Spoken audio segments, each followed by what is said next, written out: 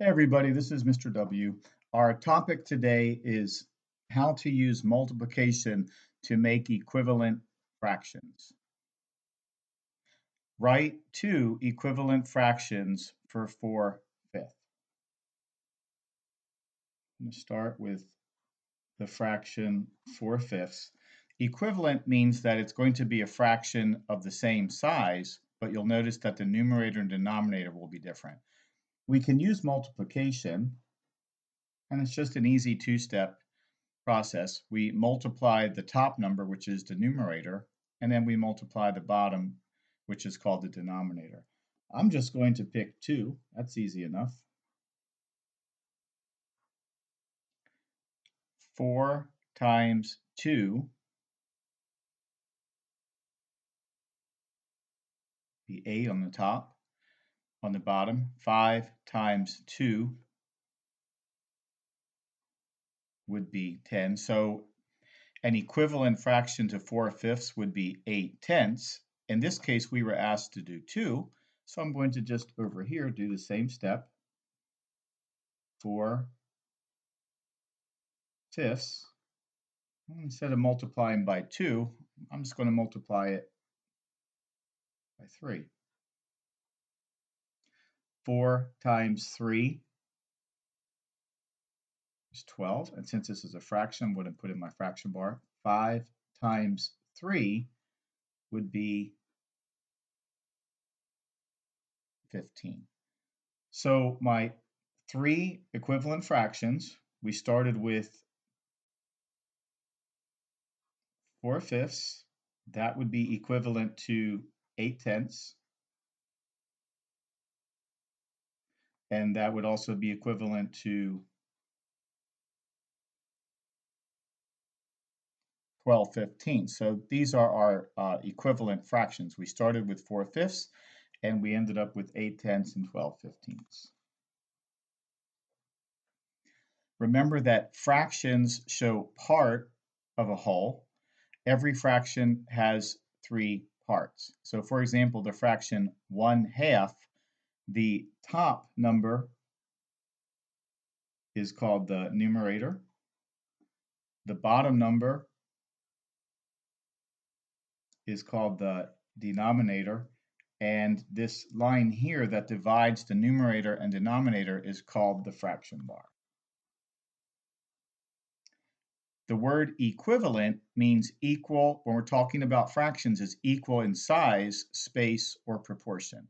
So for example, 3/4, you can see that 3 in this model, 1, 2, 3 are shaded out of a total of 4, 1, 2, 3, 4. If we want to make an equivalent fraction, and down here we just showed our steps, 3/4 times 2,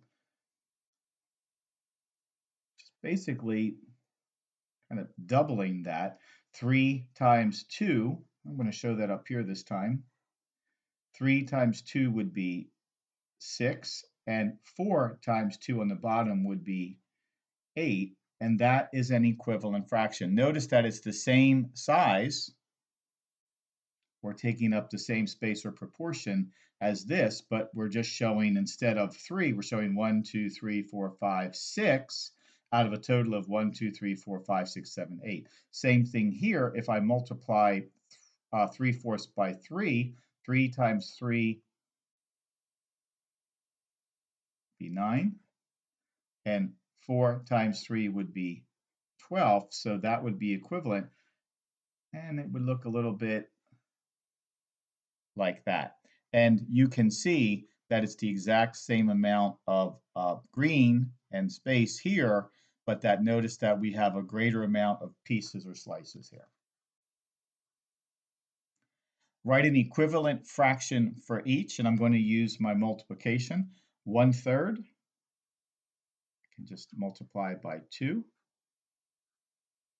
1 times 2 is 2, and 3 times 2 is 6. So notice that 1/3 and 2/6 are equivalent fractions. 4/10, I just like 2, that's easy enough. 4 times 2 is 8, and 10 times 2 is 20. So again, notice that 4/10 is equivalent to 8/20. It's not a rule to use 2. I like it because it's easy, but you could really use other numbers as well. Let's try it. 1/2, let's try 4. I'll live dangerously here. 1 times 4 would be 4, and 2 times 4 would be 8. So 1/2 and 4/8 are equivalent, right? Equivalent fractions. And 3/4, I'm going to go back to my 2. I like it easy.